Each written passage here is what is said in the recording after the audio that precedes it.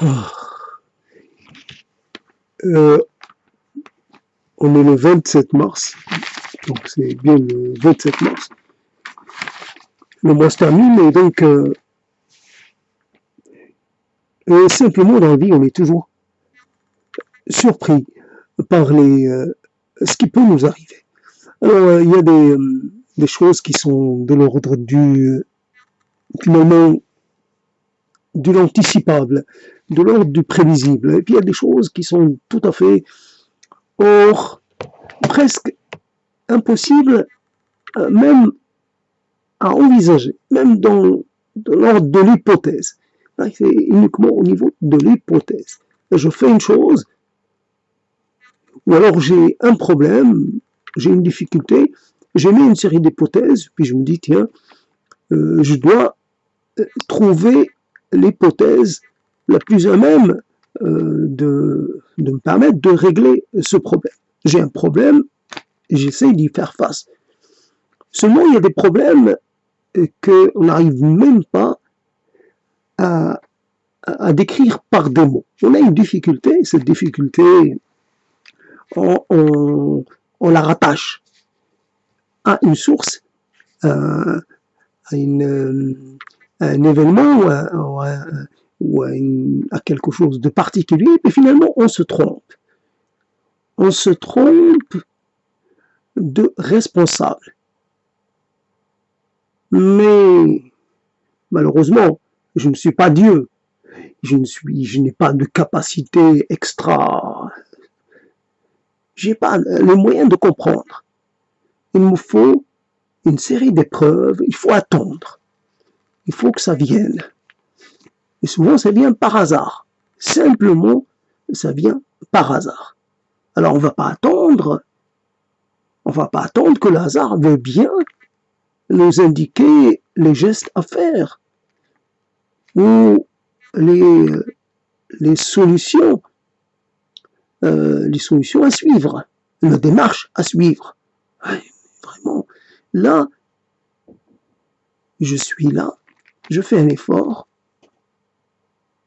je me donne corps et âme pour quelque chose, et à la fin, j'ai rien. J'ai quelque chose que je ne peux exploiter, dont je ne sais quoi faire. Cette chose a existé, puisqu'elle est passée par ma voix, et puis finalement, à la fin, elle a eu une existence très brève, juste le temps que je l'émette. Et voilà, c'est fini. J'ai dit des mots, beaucoup de mots, depuis le 20 mars. Je n'ai cessé de dire des mots, et ces mots-là sont perdus. Il faudrait un miracle, la technologie, pour pouvoir me permettre de rétablir un semblant d'exploitabilité. Pas rien, c'est foutu. Et pour une raison très simple. Très simple.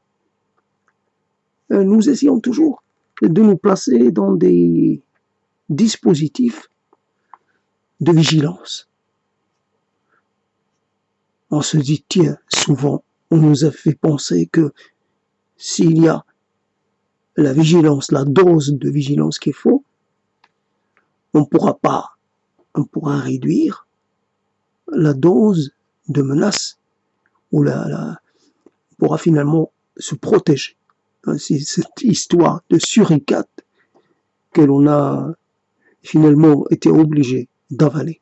Voilà un système presque imparable de protection. Ça se relaie, il y a une vigie, il y a un gardien.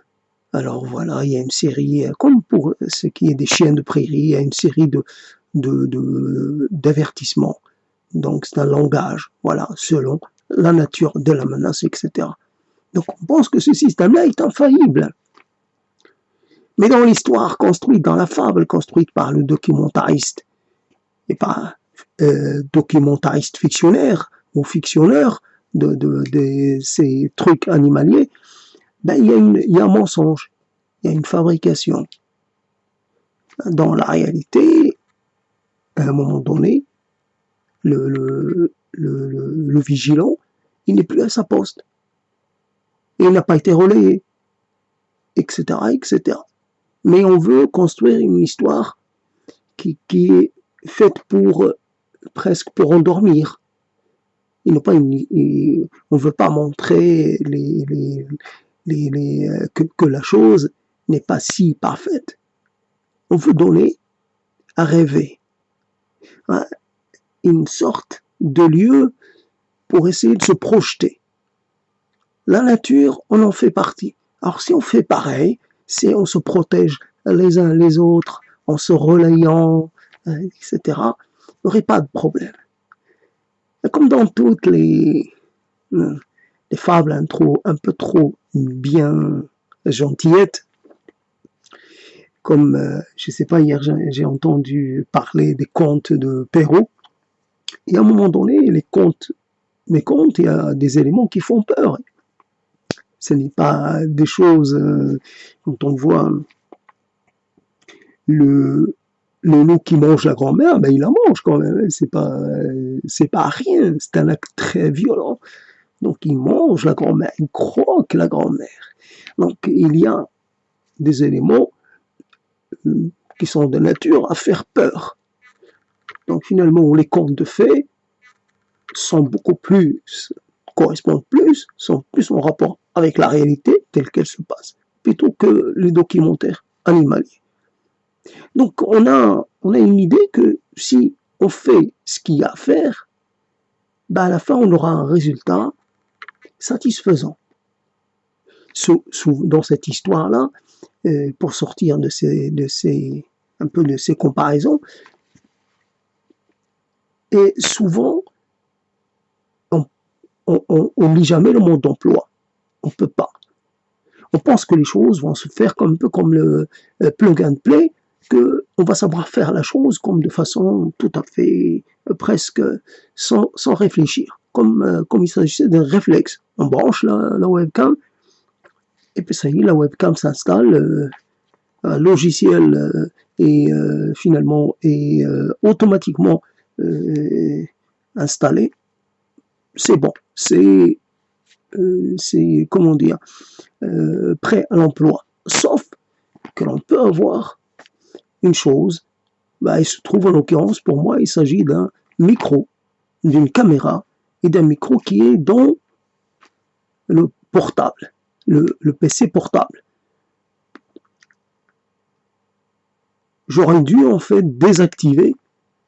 j'aurais dû totalement désactiver ce micro-là, ce que je vais essayer de faire tout à l'heure, le désactiver pour qu'il finalement, et je ne l'ai pas désactivé. J'ai pas pensé que le problème venait de lui. Or, si j'avais été un peu posé, je me serais dit, tiens, ce bruit-là, ce bruit de ventilation, il vient bien de quelque part, il vient pas de la webcam. La webcam que j'utilise, elle est à 1 mètre et quelques de PC, c'est pas normal qu'elle enregistre la ventilation de cette façon aussi forte. C'est qu'en fait, la webcam, bien sûr, elle marche, elle fonctionne. Mais d'abord, elle utilise le micro par défaut, qui est le micro du PC. La caméra, d'accord, la caméra du PC est inactivée. Elle est remplacée par la webcam que je mets. Mais pour ce qui est du son, le son, et finalement, il est du côté, en tout cas avec cette webcam. Avec d'autres, le problème ne se posait pas. Mais comme j'ai utilisé plusieurs webcams, avec cette Logitech très, très tech, finalement, j'ai eu des problèmes. Alors, j'ai des fichiers inaudibles, et des fichiers dans lesquels j'ai sué coréam, je me suis donné, ça a duré quelquefois plus de 3 heures. Tout ça, la performance. Alors, voici donc, on est dans la vie, on fait quelque chose, mais et en plus, j'ai une sécurité, c'est qu'en fait, j'enclenche la webcam et j'enclenche aussi le magnétophone de Windows sur Windows, sur Microsoft, enfin, le Windows 7. Je ne sais pas si, s'il est sur le 10. En tout cas, il est sur le 7. Et ce micro, ce magnétophone de Windows, natif de Windows, aurait pu m'aider. Il aurait été une sécurité à des moments où finalement, sur un autre PC, qui lui n'avait pas de micro, mais par contre, il n'avait pas assez de mémoire, ce qui fait qu'il rendait les enregistrements inaudibles, où ça commence bien, puis après on n'entend plus rien. C'est-à-dire, le son n'existe plus. Tandis que là, le son continue d'exister, mais il est inaudible. Alors que les autres, l'image continue, mais le son, non. Ce qui constitue un problème différent, mais le résultat en est le même. Donc, échec sur échec. Tous ces échecs pouvaient être réglés simplement en demandant l'avis de quelqu'un. Pas un avis éclairé, juste un avis, en échangeant, en essayant de remonter à la source du problème et en essayant de mettre un peu comme ça, explorer toutes les hypothèses. Tu as fait comme ça, mais as-tu pensé à ça? As-tu pensé à ça? Etc., etc. Et la solution se serait imposée d'elle-même.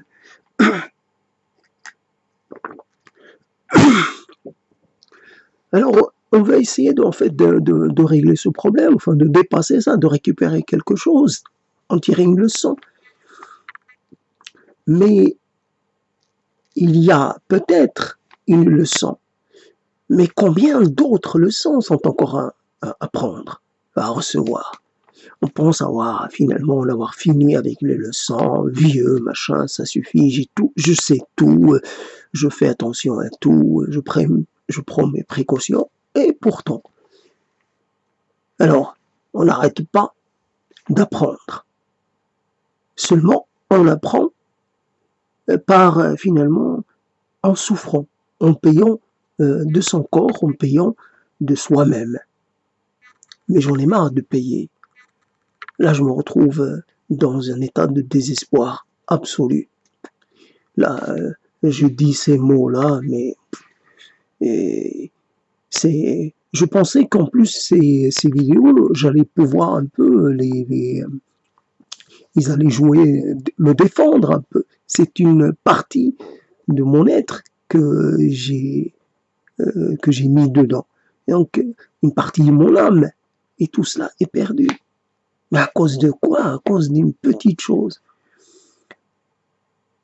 Et en fait, quand j'avais une webcam, et donc cette webcam a eu quelques petits problèmes parce que le fil, elle ne marchait plus parce que un jour, j'ai marché dessus et il y a eu une sorte les fils ont été un peu comme arrachés. Donc, au bout d'un moment, j'ai fait avec, mais au bout d'un moment, il y a eu elle ne voulait plus fonctionner.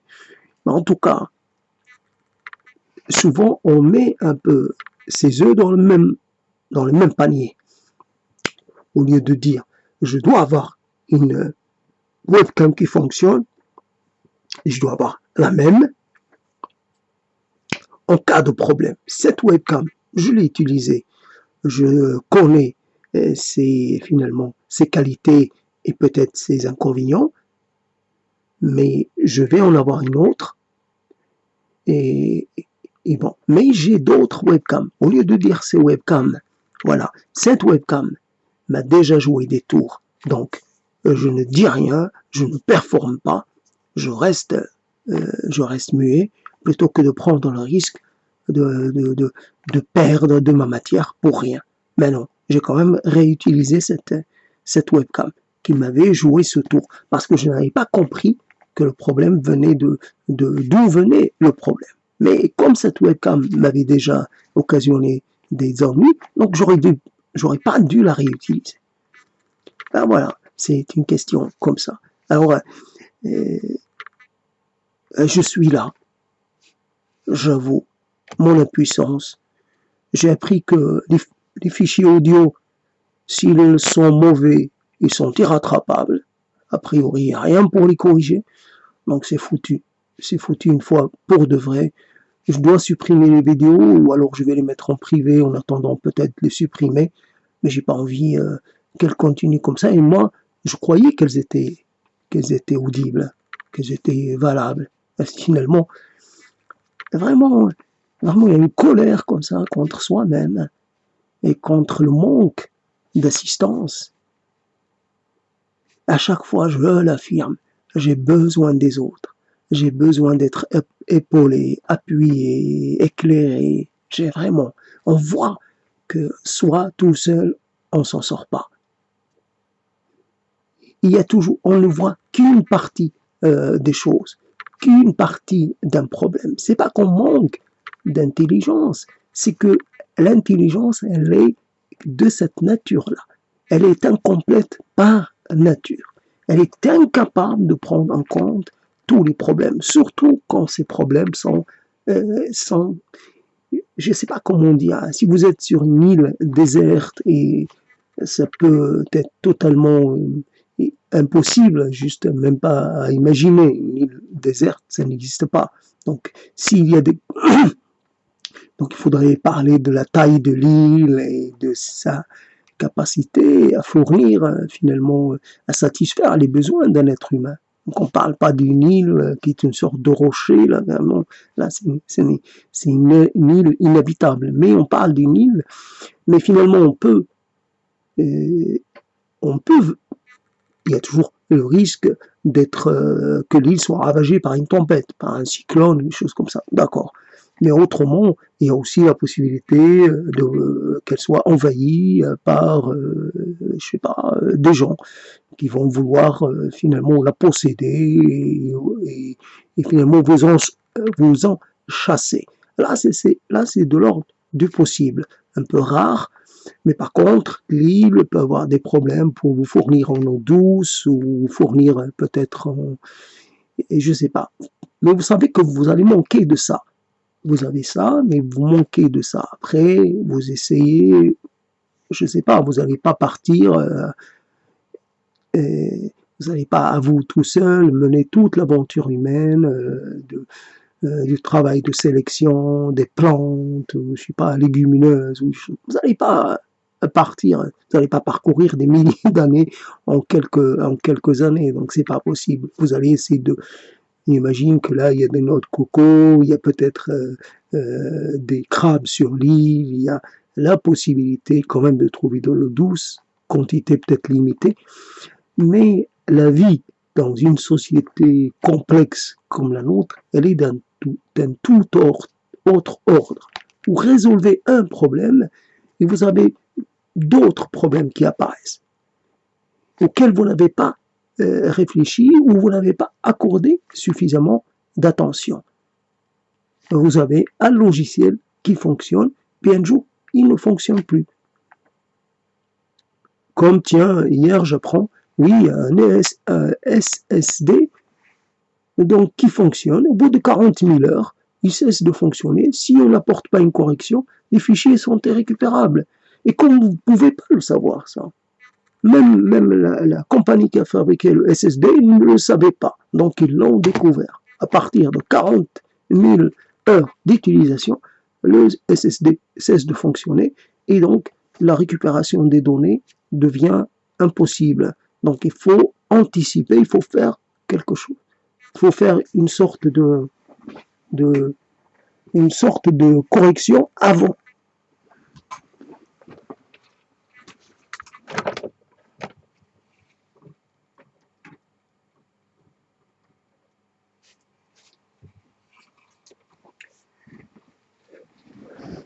Là, je viens de régler un problème de résonance que j'avais dans le casque. Et puis voilà, donc, vous installez un logiciel de mise à jour, vous avez des problèmes qui apparaissent. Donc, à chaque fois que vous êtes, même dans les routines, même les routines peuvent se renverser et devenir source de désagréments et d'ennuis et de mauvaises surprises. Alors, qu'est-ce qu'on a fait avec cette technologie? Est-ce on s'est facilité la vie ou est-ce qu'on a rendu la vie beaucoup moins, finalement, beaucoup moins insouciante? On s'est rajouté des soucis. En plus des soucis que nous pouvons avoir dans la vie ordinaire, dans la vie physique. Dans l'idée que nous voulons en fait finalement, et il y a une sorte de... En n'arrivant plus à communiquer avec les autres, nous n'arrivons plus à pouvoir le faire. Alors on essaie de passer par d'autres biais. Mais finalement, cette chose-là, est-ce qu'elle a un sens? Est-ce qu'elle a une utilité? Est-ce que, au bout du bout, est-ce qu'il y aurait un résultat? Impossible de parler avec une personne, de communiquer avec une personne, et puis à la fin, et on s'adresse au monde entier. C'est complètement paradoxal. Qu'est-ce que je veux faire avec le monde entier? Moi, je veux une personne, 2 personnes, 3 personnes. Un petit groupe, de quoi former un clan, simplement comme ça, rien de plus. Je veux pas le monde entier. Je n'ai rien à faire du monde entier. J'ai pas envie d'être écouté du monde entier. Ça me sert strictement à rien. Ça m'avance en rien. Quelquefois, les gens qui sont écoutés par des millions de gens gagnent de l'argent. Moi, je gagnerai jamais rien avec ça, avec cette activité-là. Donc, je me fais pas d'illusions. J'ai pas besoin d'être liké, j'ai pas besoin d'être partagé. Ça ne me fait rien. J'ai pas besoin d'être commenté, rien de rien. Alors voilà, donc, bien sûr, j'ai fait un long voyage avec les mots. Tout à l'heure, je parlais et je disais, oui, je suis arrivé au mot aporie. Aporie sont, je lisais quelque chose, un partage. Et le titre m'a interpellé, m'a frappé. Et j'ai vu là quelque chose qui m'a pas plu. Bien sûr, le mot aporie n'était pas tout à fait utilisé dans son acceptation régulière.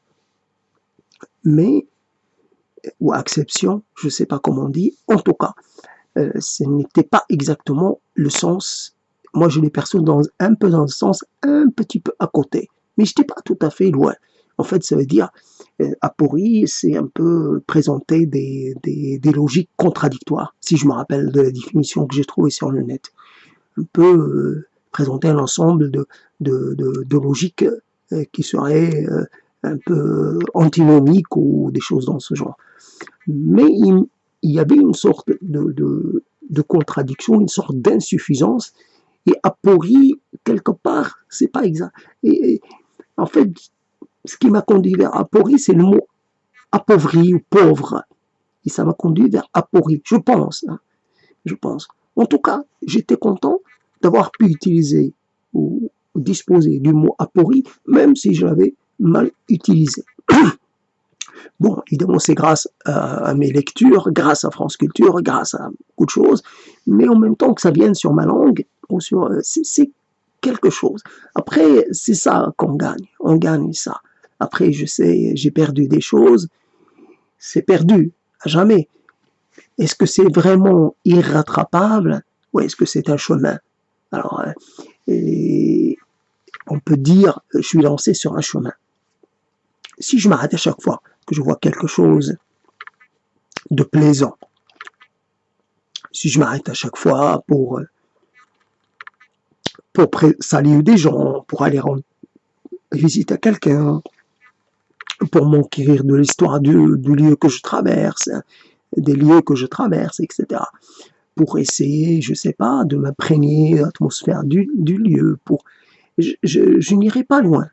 Moi, peut-être, comment dire, l'objet de ma quête, il se trouve peut-être, enfin, l'objet que je recherche, je ne sais pas ce que c'est, d'ailleurs, je n'ai même pas identifié. En tout cas, je dois continuer, je ne dois pas m'arrêter. Et ici, à chaque fois, parce qu'il me faut marcher sur une certaine distance. Et je ne dois pas trop m'attarder. Donc, je dois rester dans un rythme assez régulier, avancé. Donc, discriminer des choses, laisser de côté des choses, peut-être que je rate des choses intéressantes, il y a peut-être la fleur que je viens de laisser derrière moi, peut-être cette fleur avait un parfum, voilà, avec quelque chose qui m'aurait apporté, je ne sais pas, qui aurait embelli mes journées futures, qui m'aurait laissé un souvenir. Bien sûr, sur le chemin, il y a toujours quelque chose.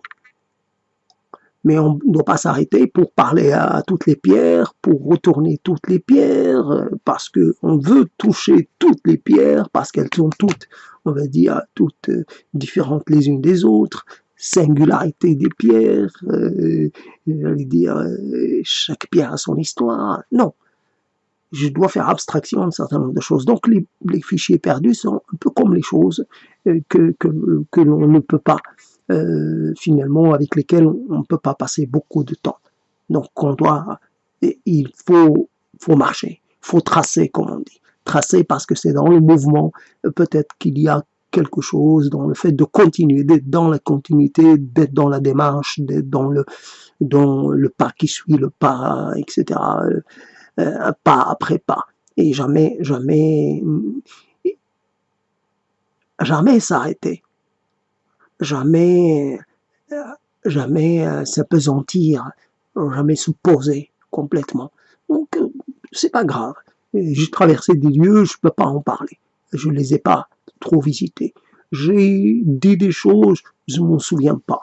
J'ai dû dire beaucoup de choses. Et dans ma vie, j'ai dû en dire vraiment plus que je ne peux imaginer. Donc, les propos que j'ai perdus, ça fait comme les choses que j'ai dites à des divers moments de ma vie et dont je ne me souviens pas. Et je dis tellement de choses, et sûrement des choses qui peut-être m'ont valu un peu une sorte d'hostilité ou de réprobation de la part des autres. Voilà un peu l'aventure de chacun. Quelquefois on dit une chose, après, avec le temps, on oublie qu'on l'a dit. Et puis, arrive quelqu'un pour vous dire, tu te rappelles la dernière fois ce que tu avais dit? Pouf, j'ai dit ça vraiment, je me souviens même pas. Ça m'est complètement sorti de la tête. Donc c'est une manière de prendre du recul par rapport à ces choses-là. Et j'ai dit des choses, bon, ça m'a pris du temps, j'ai mis beaucoup d'énergie dedans. 3 heures, un propos qui a duré 3 heures et quelques, il est perdu. Un autre qui a duré 2 heures et quelques, il est perdu. Un autre qui a duré, un autre dans lequel j'ai pleuré, ben il est perdu. Un autre dans lequel j'ai fait de la poésie, il est perdu. Tout cela est perdu. Perdu, perdu, perdu, perdu. Et en fait, comme on pourrait dire, la vie est faite avec les choses qu'on laisse derrière soi.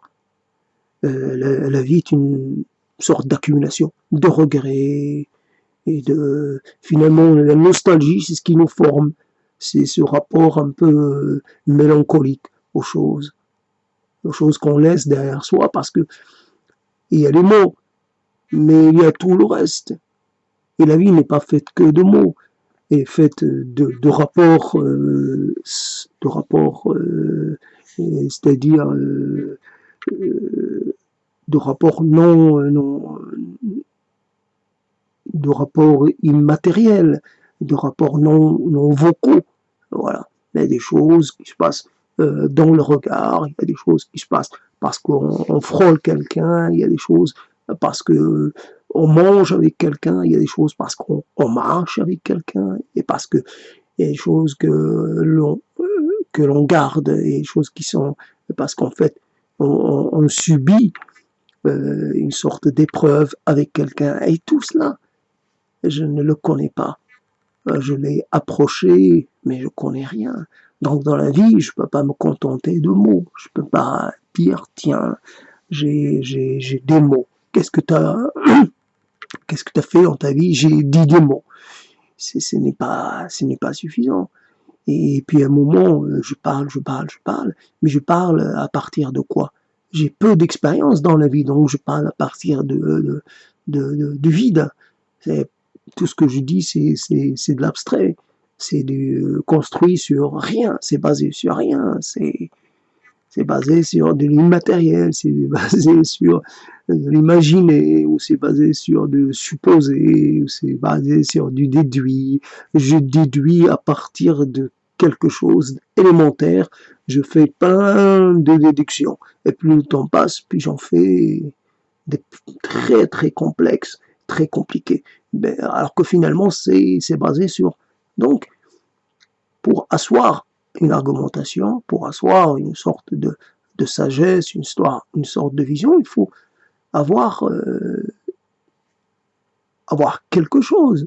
Il faut avoir accumulé de l'expérience, il faut accumuler de l'action, de l'interaction, il faut accumuler du conflit, il faut avoir accumulé plein de choses. Il faut avoir accumulé de l'échange de fluides, de l'échange de sentiments, de l'échange de...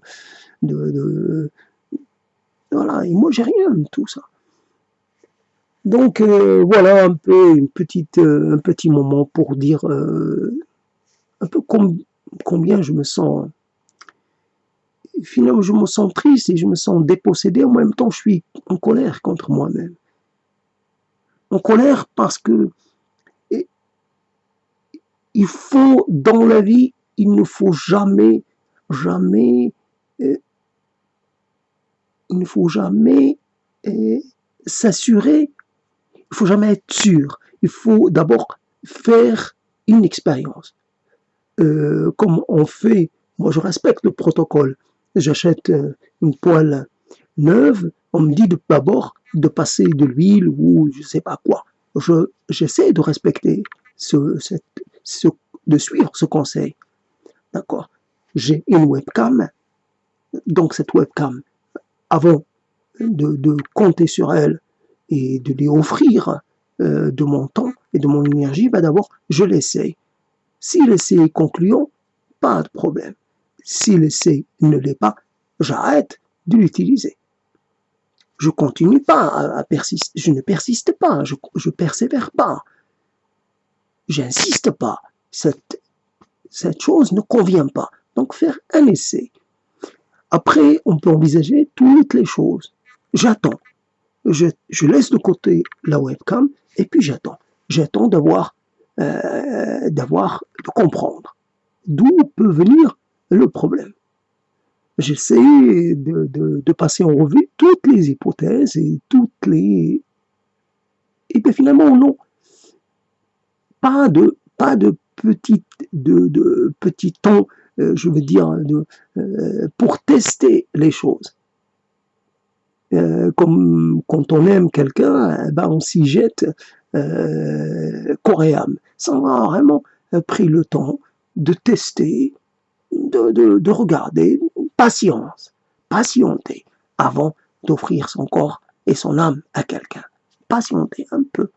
Voilà. Je me sens presque comme si quelque chose veut me pousser. Mais non, je résiste. Je ne me lance pas finalement dans l'inconnu comme ça. D'abord, je regarde, je soupèse, j'attends, j'essaie de voir, je prends le temps. Après, je contrôle mon affectivité comme je contrôle là aussi mes actions. On a une idée sur le contrôle qui est une idée purement théorique, mais dans les faits, on ne contrôle rien, on se jette. Voilà. Et la personne en face, elle ne comprend pas la précipitation. Elle ne comprend pas. Évidemment, on déclare son amour à quelqu'un et cette personne trouve mieux que de dire finalement, merci, mais moi, c'est pas comme ça que je ressens les choses. Si on n'a rien dit, peut-être qu'elle se serait trouvée un peu obligée, elle, par contre, de se lancer. On se lance et ça donne la possibilité à l'autre de pouvoir vraiment essayer de profiter de ça pour, là aussi, je sais pas, c'est un effet pervers, voilà. Vous offrez quelque chose à quelqu'un, c'est parce que vous faites le geste d'offrir, l'autre il va essayer de jouer je sais pas quoi, le prudent, l'hésitant, etc. moi je suis pas sûr, je veux bien, mais je veux pas me précipiter. Je veux, donnons-nous le temps. Il nous faut du temps. C'est pour l'instant, on laisse faire.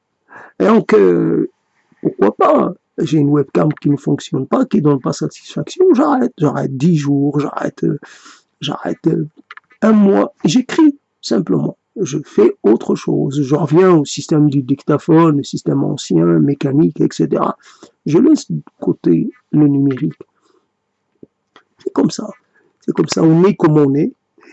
Il y a des gens qui sont dans une sorte d'impulsivité. Ils sont trop, ils s'enflamment trop vite. Ils ne prennent pas le temps. Comme dans le moment où on dit quelque chose à quelqu'un, quand on envoie une sorte de parole comme ça, un peu forte. On accuse quelqu'un, quand on s'adresse à quelqu'un sur le ton de la réprobation, mais quelquefois ce n'est pas. C'est trop. Il y a trop de hâte dans cette histoire-là. Voilà la chose. Quelquefois, on reproche quelque chose à quelqu'un. Bien sûr, c'est un reproche légitime. Mais comme ça va servir à rien. À rien. La chose qu'on a perdue, on l'a perdue. Si quelqu'un a décidé de ne pas nous faire profiter d'une chose, il l'a fait. Il a eu ses raisons. Ben, on ne va pas dire, tiens, bon, je l'ai fait, je l'ai fait avec quelqu'un, je l'ai fait aussi avec un livre qui m'avait paru, le titre était pas mal, le début était foudroyant, mais juste après les quelques premières pages, eh ben c'était plus ça. C'était plus ça, et j'ai laissé tomber le livre, au lieu de dire, tiens, le livre d'abord, il m'a vraiment appâté, il m'a donné quelque chose, m'a offert une sorte m'a fait un présent extraordinaire, ben pour le coup, ça vaut le coup que je m'attarde un peu. Là, je suis un peu moins dans l'émerveillement. Je trouve que voilà que c'est pas ça, mais j'attends, j'accepte, puisque ça vient du même auteur. J'accepte. Peut-être que c'était qu'un moment à passer, et peut-être après la 10e page, j'aurais accès à nouveau à quelque chose qui m'aurait comblé. Mais non, j'ai laissé tomber le livre entièrement. Voilà. Parce que j'ai été déçu au bout de la troisième ou 4e page. Voilà, ça y est, je veux plus. Donc, quelqu'un qui décide de pas m'accorder ce que je veux, ben, je dis, toi, finalement, non seulement j'aurai pas ce que tu ne veux pas me donner, mais en plus, je décide de me séparer de toi entièrement. Il y a là une sorte de surréaction par rapport, finalement, par rapport à la nature ou à comment dire, par rapport à la qualité ou par rapport à de l'affront. L'affront, c'est sûr qu'il est là, il est réel, mais il n'est pas aussi, il ne doit pas conduire à.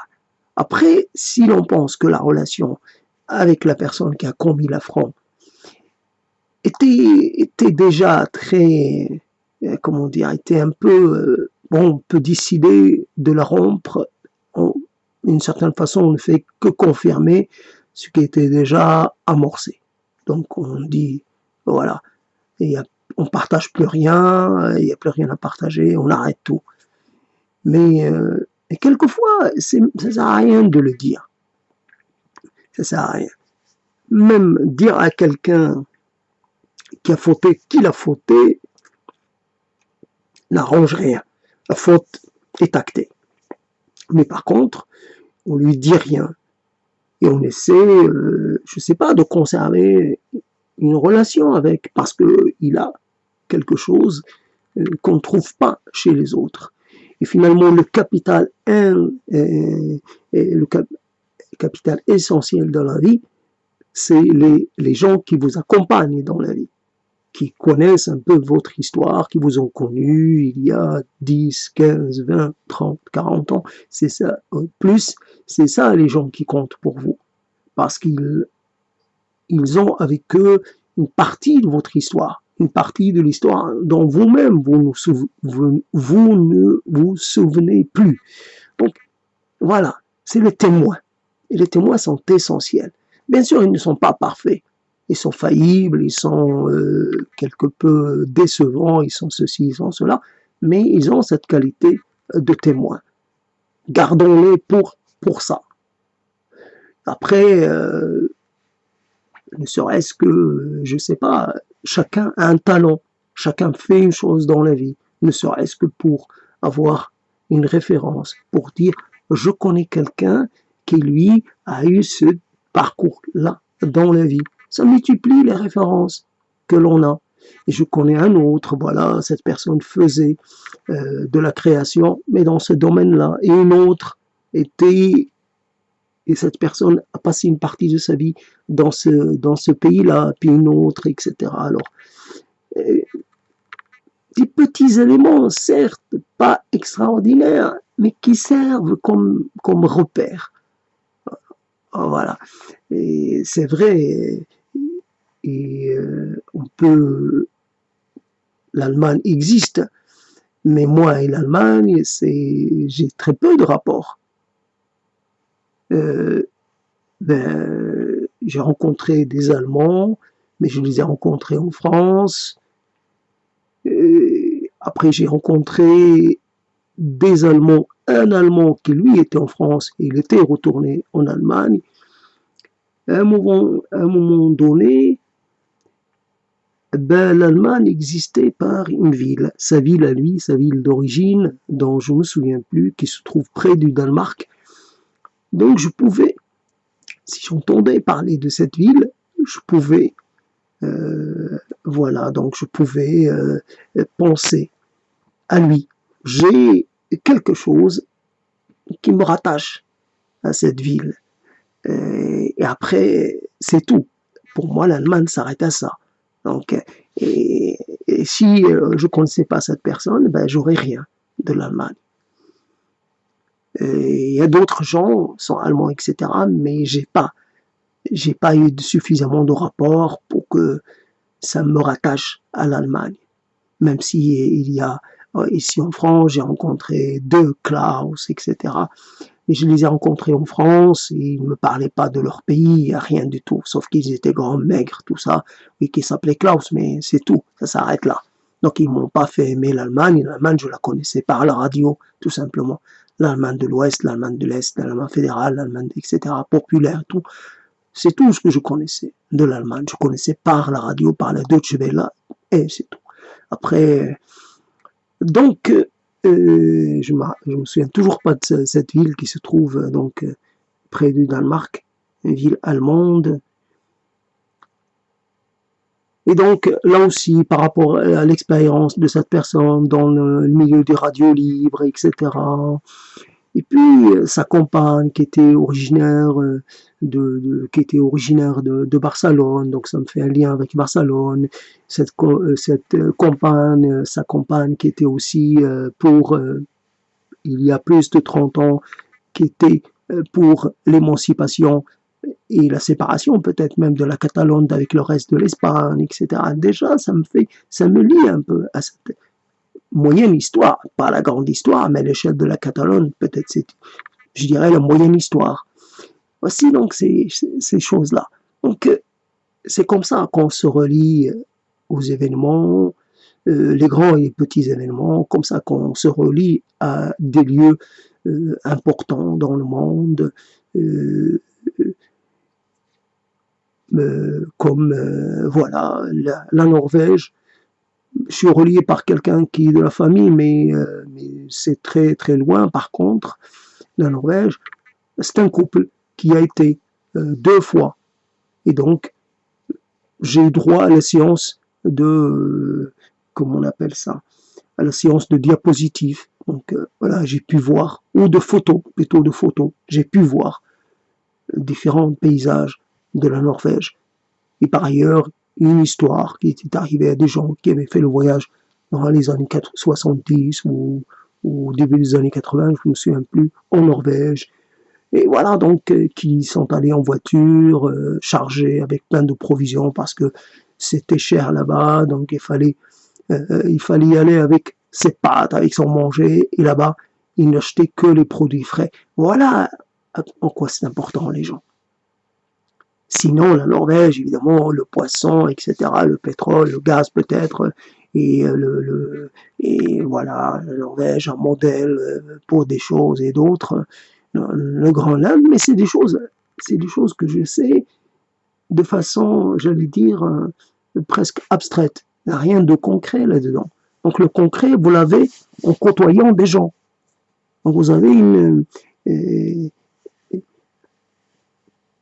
donc a priori, on est trop rapide à juger, on est trop rapide à dénoncer, on est trop rapide à exclure, à rejeter, à proscrire, on est trop rapide. On veut, on a un besoin, on veut qu'il soit,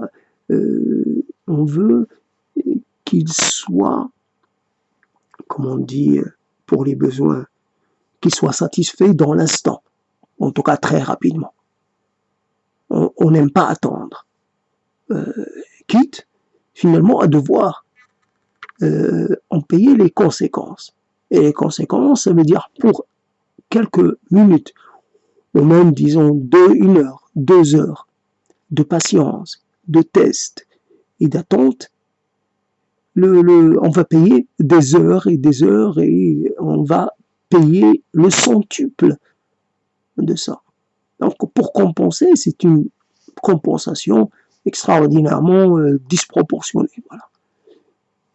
Je veux que finalement l'erreur soit à la hauteur peut-être de ma précipitation, que les conséquences soient à la hauteur de ma précipitation. Mais pourtant, non, ça n'a rien à voir.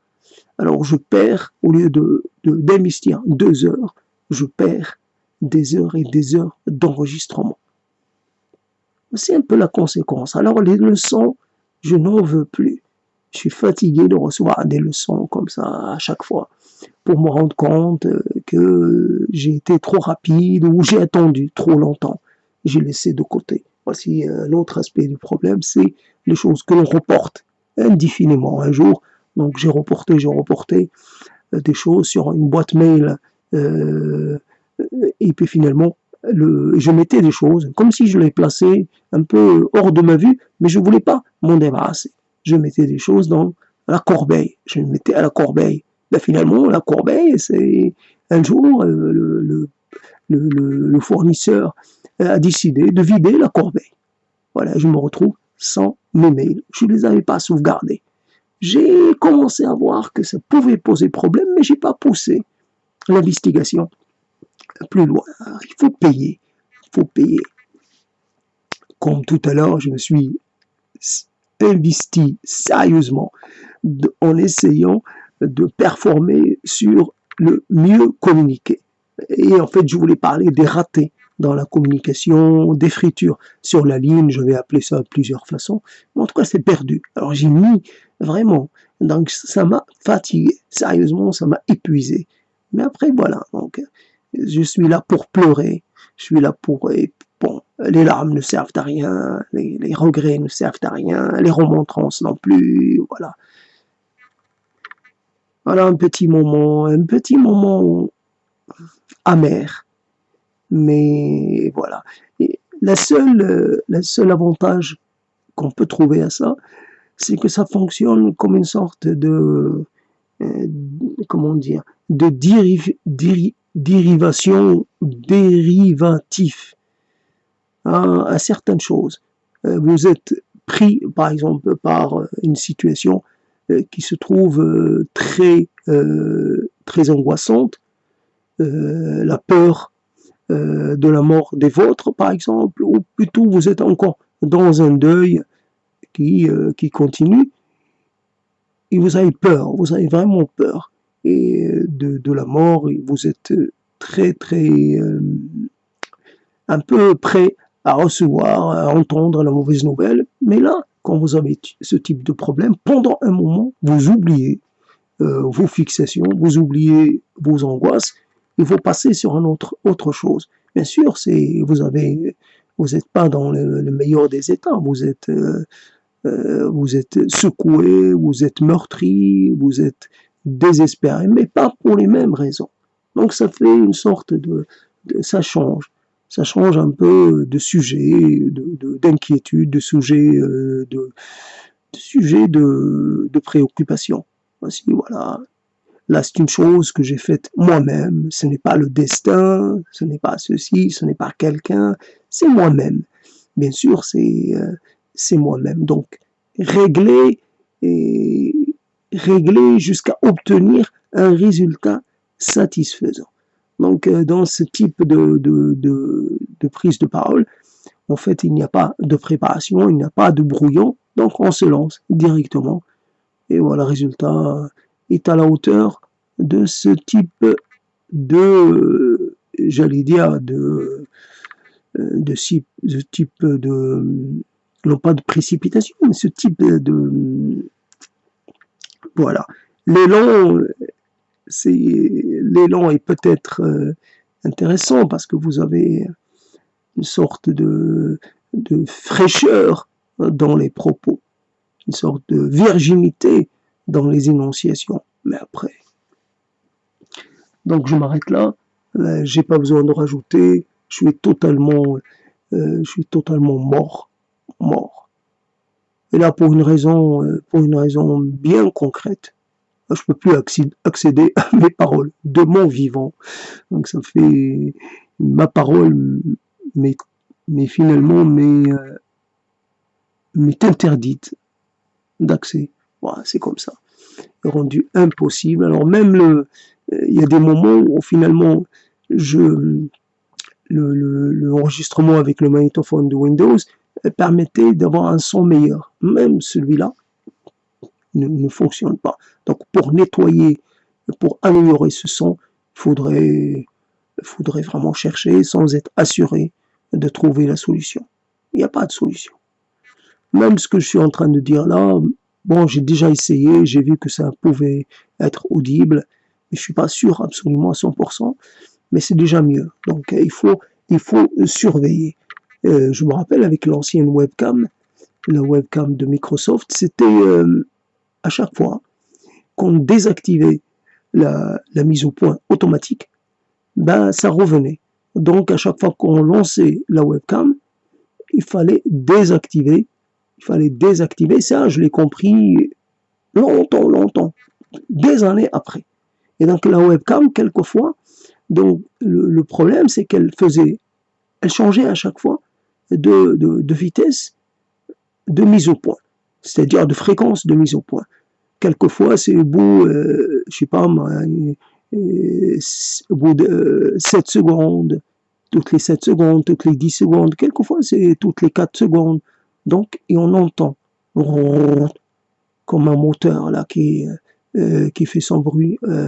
Donc la mise au point est audible et franchement pesante, franchement ennuyeuse. Alors voilà. Donc je l'ai compris très tard. Et en plus, c'était une chose dont il fallait s'assurer à chaque fois. À chaque fois, ramener à zéro et désactiver. D'abord, ramener la fréquence de rafraîchissement de l'image ou de mise au point à zéro, et puis appuyer sur appliquer, appuyer sur OK, et voilà. Donc, ce sont des contraintes auxquelles il faut consentir. Voici une chose, beaucoup d'humilité, évidemment, pour finir, beaucoup d'humilité, et beaucoup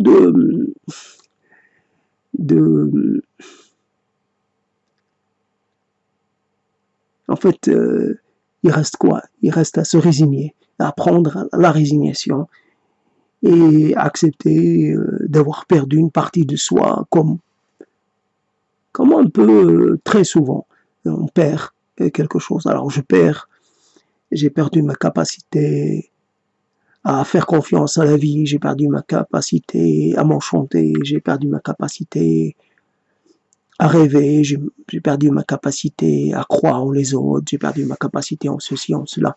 Au fur et à mesure, ce sont des choses dont je me débarrasse, dont je me défais. Voilà, à force, à force, à force, à force.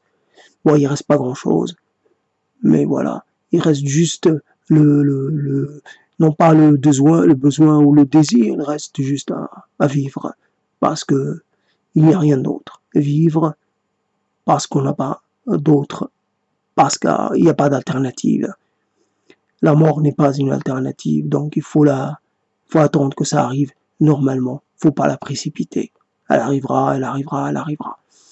Mais en attendant, je suis encore en vie et euh, je suis atrocement secoué, atrocement meurtri, parce que finalement par les résultats que j'ai en face de moi et par l'état par l'état désespéré des enregistrements, par l'état inutilisable, le degré de est vraiment effarant. C'est effarant à quel point c'est raté, à quel point c'est voilà. Donc recherche après recherche, jusqu'à voilà, écouter l'un proposer une solution, l'autre dire qu'il n'y a pas de solution. Et, voilà une chose que l'on aurait pu s'épargner. Voilà, c'est comme ça. Alors, et voilà, comme non, non, non, non, non, c'est pas possible. C'est pas possible que ça s'est passé comme ça, que c'est pas possible. Et comme pour cette histoire, un petit peu de précipitation, peut-être un peu de désinvolture. Ouais, faut l'appeler comme ça. C'est de la désinvolture. Voilà. C'est de l'insouciance, c'est une certaine. On fait confiance un peu au hasard, on fait confiance, on se dit les choses vont s'arranger d'elles-mêmes. Et ce n'est pas vrai. Ça n'a jamais été vrai. Les choses ne s'arrangent pas d'elles-mêmes. Il n'y a pas, je sais pas, il faut suivre les protocoles, il faut accepter les contraintes, il faut respecter les procédés, il faut être vigilant à tout, il faut se forcer à toujours vérifier, revérifier et revérifier. C'est comme ça. Même, même quand on a fait un réglage, ce réglage, sa réglage peut se dérégler. Voilà, pour revenir, le réglage peut revenir à finalement au réglage d'usine. C'est comme ça, c'est comme ça, c'est comme ça. Et bien entendu, c'est, j'aimerais partager ce moment spécial avec vous. J'aimerais finalement que vous soyez désolé pour moi. Voilà, c'est comme ça. Je suis désolé d'avoir failli à ce point, d'avoir failli dans tous les domaines. Et je me rappelle que j'ai raté ma vie parce que je n'arrivais pas à me décider pour faire une introduction. Un travail demande une introduction. Comme on disait à l'époque, une problématique. La mise en place d'une problématique. Bien sûr, je suis pas quelqu'un de très intelligent et au fait des choses, mais j'aurais fait quelque chose de moyen. Et j'ai toujours été moyen et ça m'a toujours finalement avantagé. Être moyen, ni excellent, ni médiocre, moyen. Et être peut-être dans la moyenne moins ou dans la moyenne plus, ça dépend, mais moyen. Et ça m'aurait suffi. Et j'aurais été, et j'aurais été, et j'aurais été. Simplement prendre, voilà, quelques heures pour gagner toute une vie. Ça aurait été quoi? Pour élaborer une problématique, ça aurait été l'affaire de quoi? Une semaine? À raison de 4 heures, 5 heures par jour, en totalité. 5 multiplié par 7, égale 45? Non, égale moins que 45, égale 35? Ouais, 35. Ça aurait été 35 heures. 35 heures. Si j'ai bien calculé, ça fait pas... C'est pas énorme. 35. 35 heures. Et voilà, et j'aurai une vie satisfaisante. Adieu, à bientôt.